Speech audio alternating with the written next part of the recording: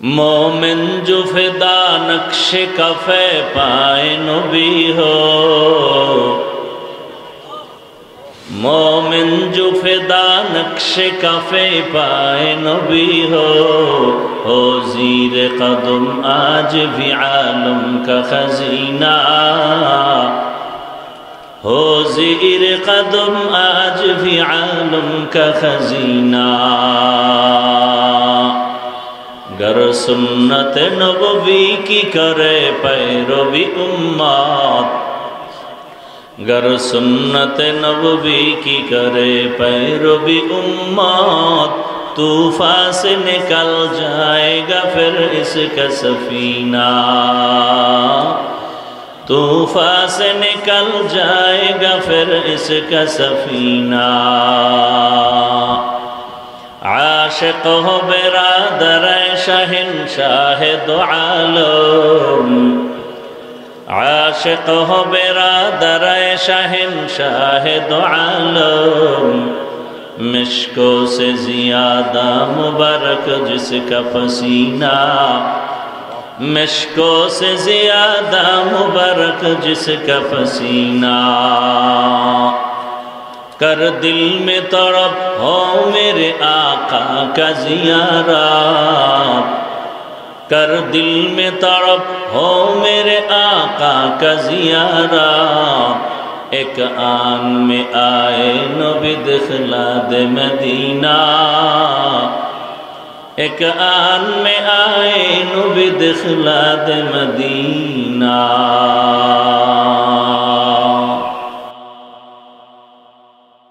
वलनबलुवन्नकुम बिशैइन मिनल खौफि वल जूइ व नक़्सिम मिनल अम्वालि वल अनफुसि वस्समरात वबश्शिरिस साबिरीन।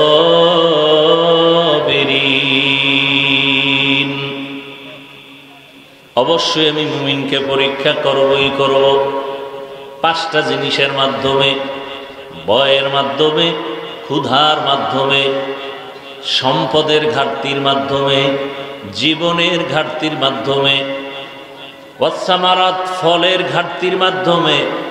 এই পরীক্ষায় যদি কামিয়াব হতে চাও একটা পুঁজি প্রয়োজন, যেই পুঁজিটা না থাকলে সে কামিয়াব হতে পারবে না, পরীক্ষায় পাশ করতে পারবে না, সফল হতে পারবে না। ওই পুঁজির নাম হলো ধৈর্য। ধৈর্য যদি না থাকে তাহলে কোনো মুমিন পরীক্ষায় কামিয়াব হওয়া কঠিন। নবীজি বলেন মাইয়ুরিদিল্লাহু বিহি খাইরান ইউসিব মিন, আল্লাহ যাকে বেশি আদর করেন, মোহাব্বত করেন, ভালোবাসবেন, আল্লাহ তাকে মুসিবতের দ্বারা ধৈর্যের পরীক্ষা নিবেন।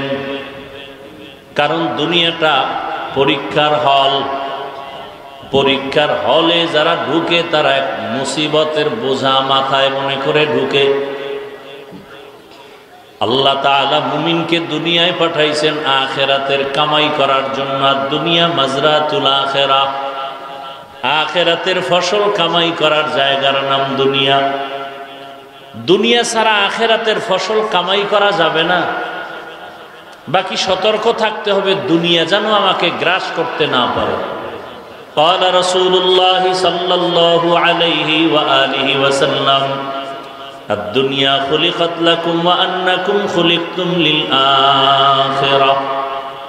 আল্লাহ নবী বলেন দুনিয়াটা মানুষ তোমার জন্য বানানো হলো, তোমাকে দুনিয়ার জন্য বানানো হয় নাই। তোমাকে বানানো হয়েছে একমাত্র আল্লাহর গোলামি করার জন্য। দুনিয়ার সব বান্দা তোমার গোলামির জন্য। আর আমরা কার জন্য? একমাত্র আল্লাহর ইবাদতের জন্য, গোলামির জন্য। অতএব দুনিয়ার আসমান জমিন গ্রহ নক্ষত্র সব মানুষের খেদমতে কাজ নিয়োজিত। আর মানুষ শুধু আল্লাহর ইবাদতে মনোনিবেশ হবে। আর ইবাদত তো মন গড়া করা যাবে না, ইবাদত শিখতে হবে। শিখতে হলে কোরআন লাগবে, হাদিস লাগবে। কোরআন হাদিস বুঝতে হলে উলামায়ে কেরামের সোহবত লাগবে। ইলমে রায়ে জাজু করদন বেহিসাব خلقرا دادن جواب با ثواب حق ندارد دوست خلق زاره را نیست ای خصلت کی دیندار را আল্লাহ তাআলা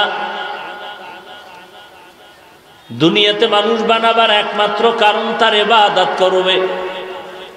দুনিয়াটা একটা পরীক্ষার হল, পরীক্ষা দিয়া তুমি নির্ণয় করবা তুমি কোন জায়গায় পৌঁছবা।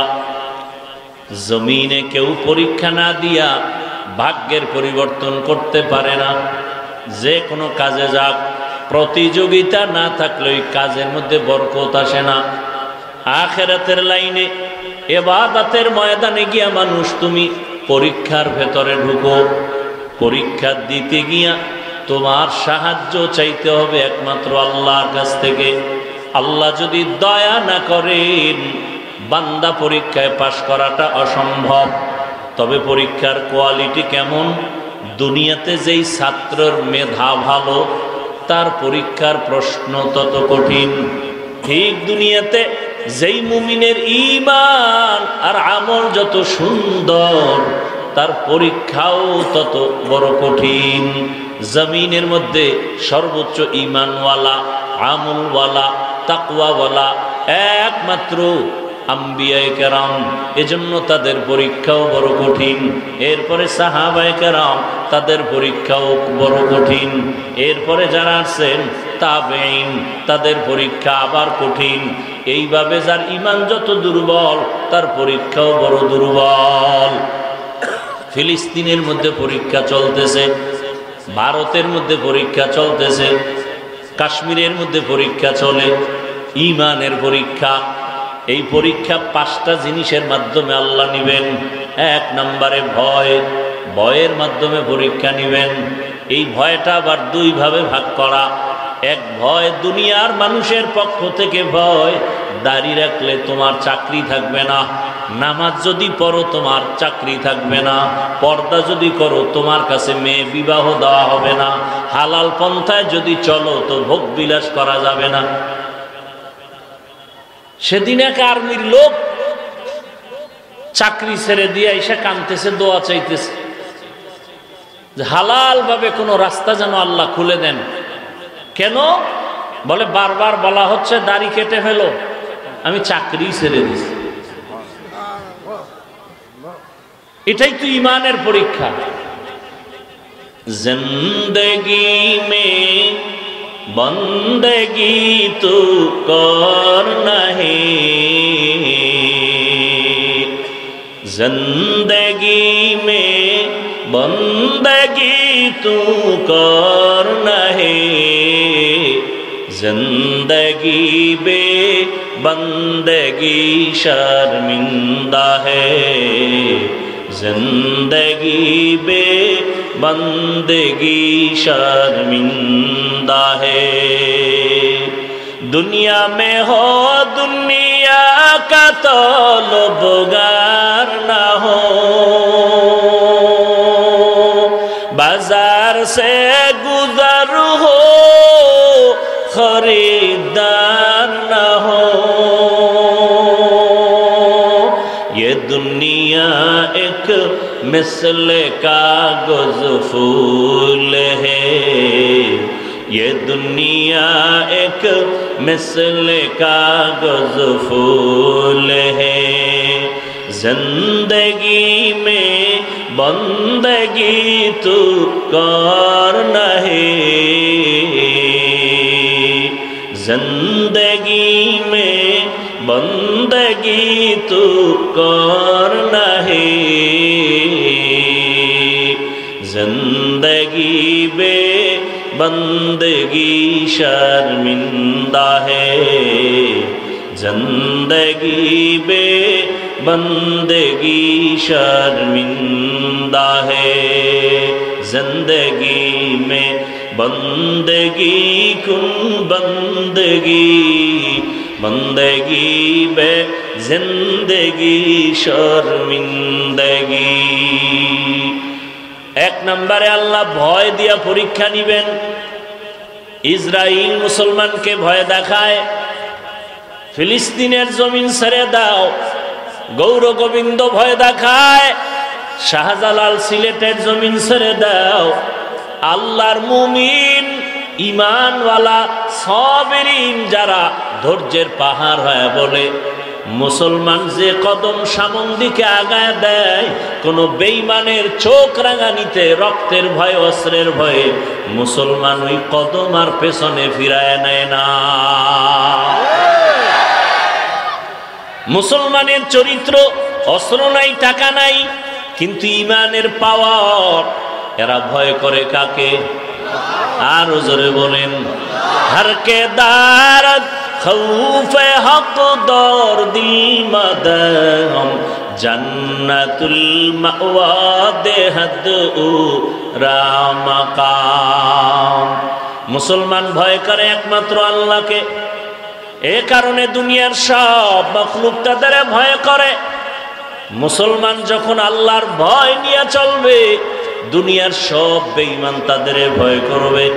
শাহজালাল রহমাতুল্লাহ আলাইহি সিলেটের জমিনে কালেমার পতাকা উঠানোর জন্য কোনো বেতের বাড়ির প্রয়োজন হয় নাই, অস্ত্রের যুদ্ধের প্রয়োজন হয় নাই। তাহাজ্জুদে কান্নার আওয়াজ আর ফজরের আযান। গৌর গোবিন্দ ধ্বংস হয়ে গেল, আজকে তার নাম নেওয়ার মতো কেউ নাই। অথচ শাহজালাল রহমাতুল্লাহ আলাইহির ভক্ত নাই জমিনে, এমন কেউ নাই। বিধর্মীরাও মহব্বতের সাথে তার নাম স্মরণ করে। এটা টাকা দিয়ে অর্জন করা যায় না, আমার আল্লাহর ভয় অন্তরে থাকলে এমনটাই হয়। 5টা জিনিসের দ্বারা আল্লাহ পরীক্ষা নিবেন। এর মধ্যে 1 নাম্বার ভয় হলো আল্লাহর পক্ষ থেকে ভয়। দুনিয়ার ভয়, দুনিয়ার জালেমদের পক্ষ থেকে ভয়। যদি তুমি হক কথা বলো, তোমার ইমামতি থাকবে না, তোমার বয়ান চলবে না। মুমিন মিম্বরে দাঁড়ায় বলবে, রিজিকের মালিক আমার আল্লাহ, কোনো ব্যক্তির কাছে রিজিক নাই। দুনিয়ার কারো কাছে যদি রিজিক থাকতো, জালেমরা আমাদের হুজুরদের বহু আগেই মেরে ফেলতো। ঠিক নি? কিন্তু ইতিহাস ভালো করে তাকাইয়া দেখো, মহামারী করোনা, সারা দুনিয়াটা স্তব্ধ হয়ে গেল। স্কুল বন্ধ, কলেজ বন্ধ, চাকরি বন্ধ, ফ্যাক্টরি বন্ধ, ব্যবসা বন্ধ, সব বন্ধ। নজর করে দেখছো নিরে জাতি, এ জমিন একটা কোরআনের মাদ্রাসা বন্ধ হয় নাই। দুনিয়াওয়ালারা মাস্ক লাগায় বসে আছে করোনার ভয়, কিন্তু সেই সময় করোনার শত শত লাশ আমার দেশের টুপিওয়ালা উলামায়ে কেরাম হুজুরেরা কাঁধের মধ্যে নিয়ে গোসল করায়, জানাজা কাফন পরায় কবরে রাখলেন। একজন হুজুরেও করোনায় মরে নাই। আল্লাহ, এই জন্য বললাম, বান্দা চাইলে কিছুই হয় না, আল্লাহ চাইলে সব হয়। এরে নবীর আশিক, আল্লাহর মোহাব্বত নিয়া বান্দা যখন সামন দিকে আগাবে, তখন দুনিয়ার সব একদিকে চলে যাবে। কোনো পাহারাদারের প্রয়োজন নাই, ফেরেশতারা পাহারা দিবে। আল্লাহর ভয় নিয়া বান্দা যখন চলবে, তখন আল্লাহ তার জিম্মাদার হয়ে যাবেন হেফাজত করার জন্য। আল্লাহ তাকে পাহারার ব্যবস্থা করে দিবেন। এখন আমি যদি আপনাদের প্রশ্ন করি, আপনারা সিলেটের মুসলমান, মৌলভীবাজারের মুসলমান, আপনারা আল্লাহকে ভয় করেননি? যদি প্রশ্ন করি, সবাই কি বলবে? ভয় করি। অথচ এমন আল্লাহর বান্দা আছেন, ফজর পড়েন নাই, আজকে জোহর পড়েন নাই, আসর পড়েন নাই, মাগরিব এশা পড়বেন কিনা আল্লাহু আলাম। এরপর আপনি বলেন আল্লাহকে ভয় করি। আমি নামাজ ঠিক মতো পড়ার পরেও বলি আল্লাহকে ভয় করি। আপনারা দাড়ি না রেখে বলেন আল্লাহকে ভয় করি। আমি দাড়ি রেখে বলি আল্লাহকে ভয় করি। আপনি পর্দা না করে বলেন আল্লাহকে ভয় করি। আমি পর্দা রক্ষা করে বলি আল্লাহকে ভয় করি। এবার আসলে আপনার ভয় আর আমার ভয়ের ব্যবধানটা কত? বলে ব্যবধান হলো আপনার মধ্যে আল্লাহর ভয় আসলে মোটেই নাই, ভয় কি জিনিস আপনি বুঝেনই না। ভয়ের নাম তাকওয়া, ভয়ের নাম খৌফ, ভয়ের নাম খশিয়া। একটা সন্তান মা বাবাকে ভয় করে, প্রমাণ মা বাবার সামনে সন্তান অন্যায় করে না মাইরের ভয়। একটা ছাত্র শিক্ষকের শাস্তির ভয় অন্যায় করে না, এটার নাম ভয়। ঠিক এই জমিনে কোন আল্লাহর আশিক যদি আসলেই তাকওয়া নিয়ে আমার আল্লাহকে ভয় করেন, গলায় ছুরি লাগবে, দাড়ির মধ্যে অস্ত্র লাগাবে না। আল্লাহর ভয় বা তাকওয়ার মানি হলো জীবন চলে যাবে, ইচ্ছা করে গুনাহ করা যাবে না। ওয়া আম্মা মান খাফা মাকামা রাব্বিহি ওয়া নাহান নাফসা আনিল হাওয়া ফাইন্নাল জান্নাতা হিয়াল মাওয়া। আল্লাহর আদালতে দাঁড়াইয়া হিসাব দেওয়ার ভয়, যারা দুনিয়াতে নিজেকে গুনাহ থেকে বাঁচায় রাখবেন, আল্লাহ ওয়াদা করেছেন আমি তাকে বিনা হিসাবে জান্নাত দিয়ে দিব। এই ভয়টা এমনি এমনি আসবে না। এই ভয় অন্তরে জমা করার জন্য রহমতের নবী বলেন এই ভয়টা থাকে অন্তরের ভেতরে। আত্তাকওয়া হাহুনা, আত্তাকওয়া হাহুনা, আত্তাকওয়া হাহুনা। এই অন্তরে ভয়টা জমা করতে হবে। মায়ের গর্ভ থেকেই তাকওয়া নিয়ে কেউ আসে না, এটা অর্জন করতে হয়। কোথার থেকে তাকওয়া বা আল্লাহর ভয় অর্জন করব? একমাত্র গোডাউন হলো লিকুল্লি শাইইন মাদিনুন ওয়া মাদিনুত তাকওয়া কুলুবুল আরিফিন। ভালো জিনিস রাখার গোডাউন আছে, একমাত্র তাকওয়ার গোডাউন হলো আল্লাহর মুহাব্বতের বান্দা যারা, তাদের কলব থেকে তাকওয়া নাও। বলে কেমনি নিব? বলে তাদের সম্পর্ক জোড়াও, নেক নজর লাগাও। কারণ তাকওয়ার মুজাহাদা যারা করে আল্লাহ তাদের আলাদা পাওয়ার দান করেন। ইয়া আইয়ুহাল্লাযীনা আমানু ইন তাত্তাকুল্লাহ ইয়াজআল লাকুম ফুরকানা। যারা তাকওয়ার উপরে মুজাহাদা করবে মুমিন, আল্লাহ তাদের স্পেশাল পাওয়ার দান করেন। ওই পাওয়ারের নাম হলো ফুরকান। মা মা'নাল ফুরকান? হুয়া নূরুম মিন ইলাহি। আল্লাহর একটা নূরের আলো আল্লাহ পাক তাকওয়াওয়ালাদের দান করেন। আর এই তাকওয়ার পাওয়ার দিয়া, ফুরকান নামের পাওয়ার দিয়া বান্দা মা ফুররিকা বিহি বাইনাল হাক্কি ওয়াল বাতিল, হক আর বাতিলটাকে নির্ণয় করে ওই ফুরকান নামের পাওয়ার আল্লাহরা হকের দিকে আগায় যায়। সবাই যদি লাইনচ্যুত হয়ে যায়, গোমরা হয়ে যায়, তাকওয়ার ফুরকান নামের পাওয়ার আল্লাহরা গোমরা হবে না। ক্বালা রাসূলুল্লাহ সাল্লাল্লাহু আলাইহি ওয়া আলিহি ওয়াসাল্লাম আলা দালালাতি আবাদা। রহমতের নবী বলেন আমার উম্মতের মধ্যে একটা দল থাকবে কিয়ামত পর্যন্ত, এরা গোমরা হবে না। সংখ্যায় যদি কম হয় এরা লাইনচ্যুত হবে না। এদের মধ্যে পাওয়ার থাকবে ফুরকান নামের পাওয়ার। এই পাওয়ারটাকে হাদিসে ভিন্ন শব্দে উচ্চারণ করা হলো ক্বালা রাসূলুল্লাহ সাল্লাল্লাহু আলাইহি ওয়া আলিহি ওয়াসাল্লাম ইত্তাকু ফিরাসাতাল মুমিন ফাইন্নাহু ইয়ানজুরু বিনূরিল্লাহ। আল্লাহর প্রিয় বান্দাদের ফেরাসাতের পাওয়ারকে তোমরা ভয় করিও, যেই পাওয়ার দিয়ে তারা অনেক কিছু দেখবেন, তোমরা দেখবা না। বলে তারা চামড়ার চোখ দিয়ে দেখেন না, আল্লাহর দেওয়া নূরের আলো দিয়ে তারা দেখেন। আউলিয়ারা কারে উকবা ইখতিয়ার, জাহেলারা কারে দুনিয়া ইখতিয়ার। মাইলে মোমেন সোয়ে মোমেন মিশাওয়াত, মাইলে কাফের সোয়ে কাফের মিশাওয়াত। আল্লাহ তাআলার ভয় অন্তরে জমা করার একমাত্র ঠিকানা আহলুল্লাহদের নেক নজর। আল্লাহওয়ালাদের নজর যত লাগবে তত বান্দার মধ্যে কলবে পাওয়ার বাড়বে। সূর্যের আলোটা যেই ফলের মধ্যে বেশি লাগবে ওই ফলটা বেশি কালার হবে। চাঁদের আলো যেই ফলের মধ্যে বেশি পড়বে ওই ফলটা মিষ্টি বেশি হবে। আল্লাহওয়ালাদের নেক নজর, আল্লাহর প্রিয় গোলাম তাকওয়াওয়ালাদের নেক নজর যার ভেতরে বেশি লাগবে, ওই বান্দার কলব থেকে গুনাহ দূর হইয়া এমন আলো বাড়তে থাকবে, ওই বান্দা মরণের আগে জান্নাতের চেহারা দেখা কবরে যাবে। আল্লাহর ভয় না থাকলে আমি হাফিজুর রহমান কেন? জমিনের বড় বড় আল্লাহওয়ালা বরুণার হযরত পীর সাহেব হুজুর দামাত বারাকাতুহুম কেন? লন্ডন থেকে বড় দামি শায়েখ যদি আনা হয়, শুধু তাই না, মক্কা মদিনার ইমামও যদি আনা হয় তাতেও কাজ হবে না। শুধু তাই না, রহমতের নবীও যদি বয়ান করেন ওর কপাল খুলবে না, যদি আল্লাহর ভয় অন্তরে জমা না আসে। যেমন রহমতের নবী, যার চেহারার দিকে একটা নজর দিলে জাহান্নামের আগুন হারাম, কেমন রহমতের নবী আমার, যার চেহারা মোবারকে এক নজর দিলে পেটের ক্ষুধা থাকে না, কেমন রহমতের নবী, জীবনে একটা মিথ্যা কথা বলেন নাই, কাউকে একটা গালিও দেন নাই, হাজারো গালি নবী শুনছেন, একটা গালির জবাবও দেন নাই।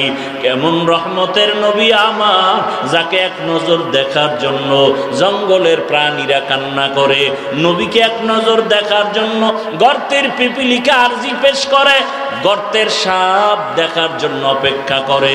কিন্তু ভাগ্যের নির্মম পরিহাস, এ দুনিয়ার সব থেকে বড় এক বেঈমান একদিন আর একবার না, 13 বছর পর্যন্ত রহমতের নবীকে দেখলেন, বয়ান শুনলো, কালেমা পড়ল না। কে এই বেঈমান?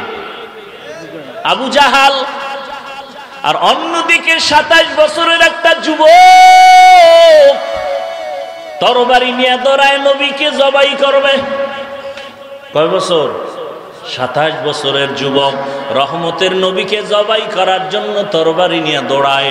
রহমতের নবীকে দেইখা তরবারি ফালাইয়া কালেমার মালা গলায় লাগাইয়া তরবারি নিয়ে দাঁড়ায় গেল। মুশরিক আর কাফেরের ডাক দিয়া কয়, এ বেঈমানের দল, মুহাম্মদের বিরুদ্ধে কথা বলার সাহস থাকলে মুহাম্মদের সামনে যাওয়ার প্রয়োজন নাই, আমি বান্দার সামনে এসে দাঁড়াও। আল্লাহ তাকে এমন পাওয়ার দান করছেন, এখন ওই বান্দা যেই পথ দিয়া চলে শয়তান ওই পথে আসে না।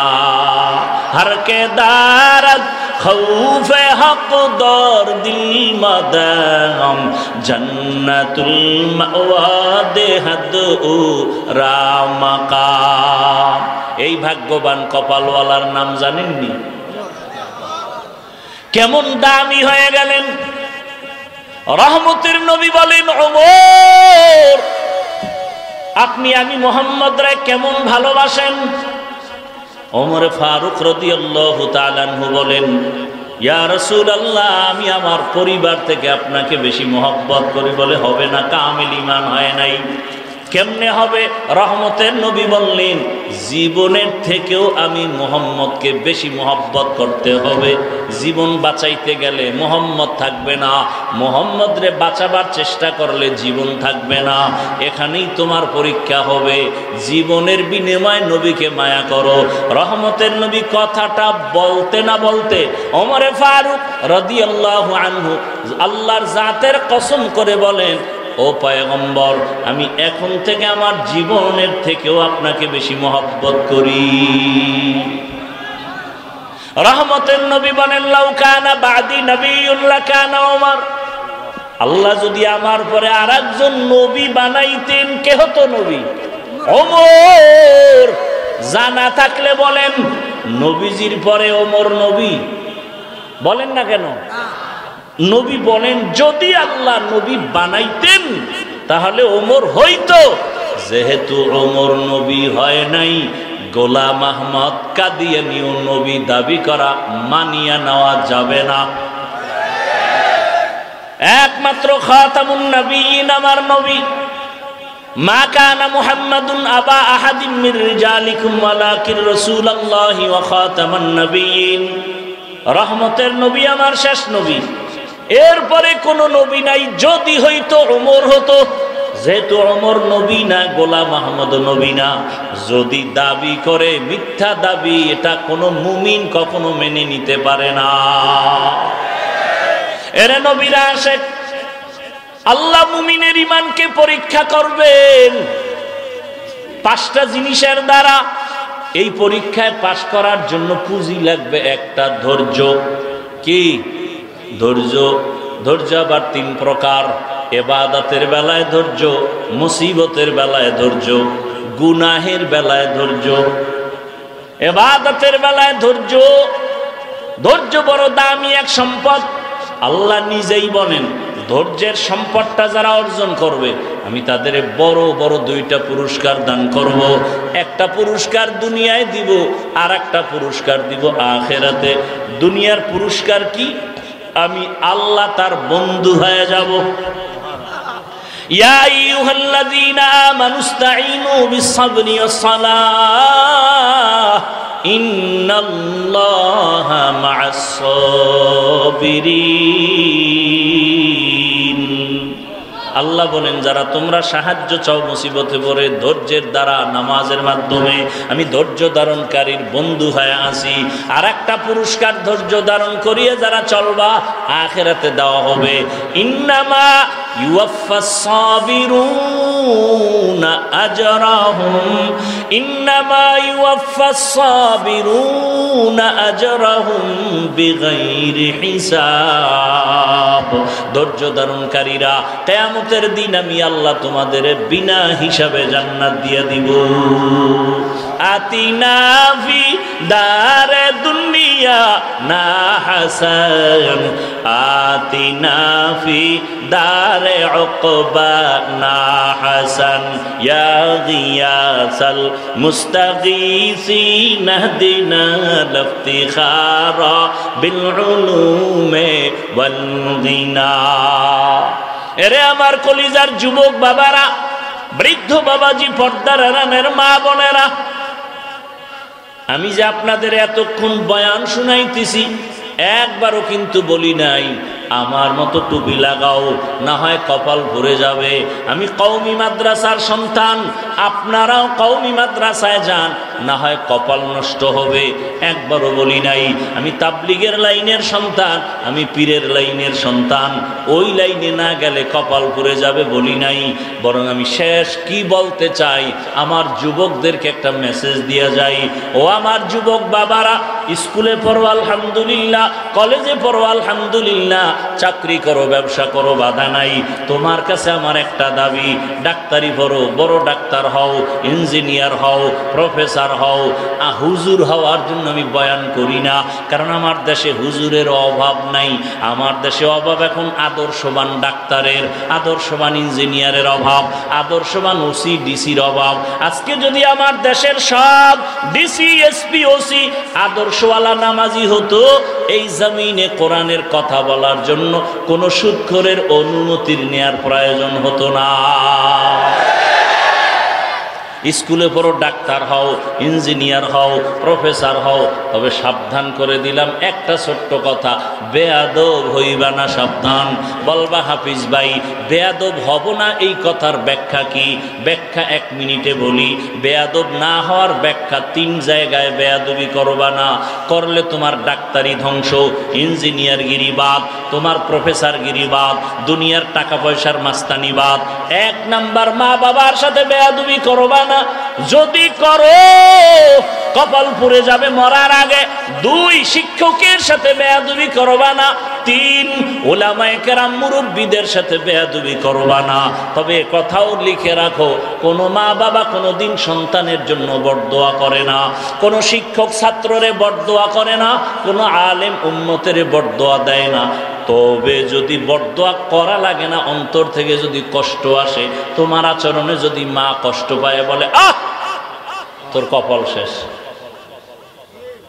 তোমার আচরণে শিক্ষক যদি কষ্ট পেয়ে নিঃশ্বাস ফেলে, তোমার কপাল শেষ। এই জন্য 3টা জায়গায় সতর্ক। মা বাবার সাথে বেয়াদবি করে আল্লাহর কসম কোন সন্তান সফলতা পায় নাই। শিক্ষকের সাথে বেয়াদবি করে কোনো ছাত্র সফল হয় নাই। ওলামায়ে কেরামের সাথে বেয়াদবি করে কেউ সফল হয় নাই। টাকা আছে, বাড়ি আছে, গাড়ি আছে, ঘুমানোর জায়গা নাই। কেন? আলেমের সাথে বেয়াদবির ফলাফল। এলমেরা জাজু করদান বেহিসাব খলকেরা দাদান জবাবে বাসওয়াব। এজন্য যুবক বাবারা, ডাক্তার হও, আদর্শবান ডাক্তার। পুরা দেশে তোমার সম্মান বেড়ে যাবে। সেক্ষেত্রে লাগবে মা বাবার দোয়া, শিক্ষকের দোয়া, উলামায়ে কেরামের নেক নজর নিয়ে যদি ডাক্তার হও সমাজে সম্মান বাড়বে। ইঞ্জিনিয়ার হলেও জীবন ধন্য, প্রফেসর হলেও জীবন ধন্য। এজন্য আমার সালেহ আহমদ হামিদি সাহেব সুন্দর আয়োজন করেছেন, জেনারেল লাইনে থাইকেও যেন বান্দা আল্লাহর মোহাব্বতের বাউন্ডারিতে থাকে, ডাক্তার হইয়াও যেন আল্লাহকে না ভুলে, ইঞ্জিনিয়ার হইয়াও যেন আল্লাহকে ভুলে না যায়। আল্লাহর মোহাব্বত নিয়ে যদি ইঞ্জিনিয়ার হয়, আল্লাহর মোহাব্বত নিয়ে যদি ডাক্তার হয়, এ জমিনে আমাদের আর উলামায়ে কেরামের বেশি কষ্ট করা লাগবে না। আর যদি এক চাটিয়া সব আমরা এক লাইনে দৌড়াই, ওই ভারতের জমিন নিঃশেষ হয়ে গেল, হাজার হাজার মাদ্রাসা আগুন দিয়ে জ্বালায় দিল, ব্রিটিশ বেঈমানেরা আলেমকে শেষ করে দিল, স্পেনের জমিনটাকে ধ্বংস করে ফেলেছিল। আমাদের জমিনটাও শেষ করতে বেশি সময় লাগবে না। অতএব এখনো সময় আছে, তৈরি হও, মা বাবার সাথে বেয়াদবি যেন না হয়। শিক্ষকের দোয়া নিয়া, উলামায়ে কেরামের দোয়া পরামর্শ নিয়া নবীজির আদর্শ মতো জীবনকে চালাবো। ব্যবসা করব নবীর আদর্শে, চাকরি করব নবীর আদর্শে, সংসার পরিচালনা করব নবীর আদর্শে। প্রত্যেকটা কাজের মধ্যে বরকত চলে আসবে। এখনো সময় আছে, আল্লাহর মোহাব্বত নিয়ে তওবা করে নেই। পিছনে যত অপরাধ করেছি আর কোনো দিন করব না। নামাজ ছাড়া যাবে না, নবীর তরিকার বাইরে চলা যাবে না, বেপরদায় চলা যাবে না, দাড়ি কাটা যাবে না। আল্লাহর মোহাব্বত নিয়ে নবীর আদর্শে চলো। যুবক বাবারা, 1 মিনিট আমাকে একটু জবাব দাও, তোমার মতো যুবক স্কুল কলেজে পড়ে নামাজি আসেনি? আর কোনো ওয়াজ লাগবে না, সব ওয়াজ বাদ। এতটুকুই খেয়াল করো, তোমার মতো যুবক যদি স্কুলে পড়ে নামাজ পড়ে, বলো তুমি পারো না কেন? আর ওয়াজের দরকার নেই।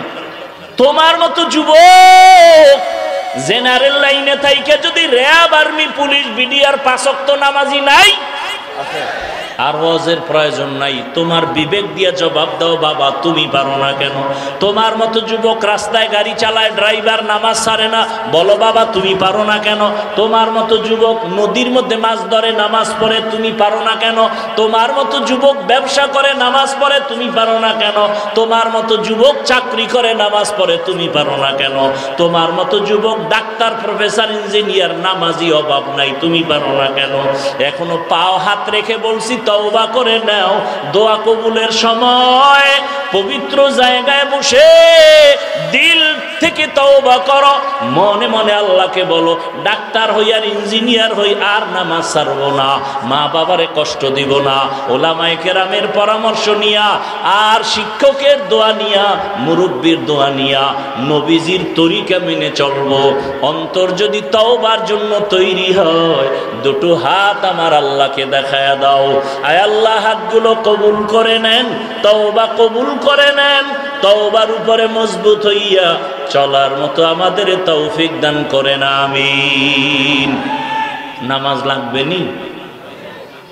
সপ্তাহে কয় দিন নামাজ লাগবে? শুধু জুমার দিন না? না প্রতিদিন? কয় ওয়াক্ত? মাঝে মাঝে ছেড়ে দেওয়ার অনুমতি আছে তো মৌলভীবাজার ওয়ালাদের? এত বিশাল মাদ্রাসা, পাশে পিসাদদের খানকা, বরুণার, তাহলে আল্লাহওয়ালারা থাকলে আর নামাজ লাগবে না, এরাই পার করে নিয়ে যাবে। বাংলাদেশে একজন নামি পীর, দামি না, কি পীর? নামি পীর হওয়া আর দামি পীর হওয়া দুইটা আলাদা। সে বলে মুরিদেরে নামাজ লাগবে না। তোরে নামাজ ছাড়া যদি আমি জান্নাতে নিতে না পারি, তো আমি কিসের পীর? আমি বলি তুমি শয়তানের পীর, তুমি মুসলমানের পীর না, তুমি ধান্দাবাজ আর চান্দাবাজ পীর। আল্লাহ হেদায়েত দান করুন। তাহলে নামাজ প্রতিদিন লাগবে 5 ওয়াক্ত। ছেড়ে দেওয়ার অনুমতি আছে? বাইনাল আবদি ওয়া বাইনাল কুফরি তারকুস সালাহ। নামাজ ছেড়ে দেওয়ার কোনো অনুমতি? সবাই সাক্ষী দিলেন, পড়েন না কেন? সমস্যাটা কি? ও নামাজ পড়লে চেহারা নষ্ট হয়, হ্যাঁ? ও মোবাইলের হক আদায় করতে গিয়ে সময় পাওয়া যায় না, ধ্বংস করে ফেললো জাতিকে এই মোবাইল। আল্লাহ হেদায়েত দান করুন। রাতের ঘুম, খানা, যৌবন, জীবন, লেখাপড়া, চরিত্র সব ধ্বংস করে ফেললো এই এক মোবাইলের অস্ত্র। যুবক বাঁচতে চায় অনেক দিন, হাতের মধ্যে যন্ত্র নিয়ে চলে, মরণ, দ্রুত মরার যন্ত্র। আল্লাহ মোবাইলের গুনাহ থেকে আমাদেরকে হেফাজত করে। খাঁটি মুসলমান হইয়া রসুলের আদর্শে জীবন যাপন করার তৌফিক দান করে।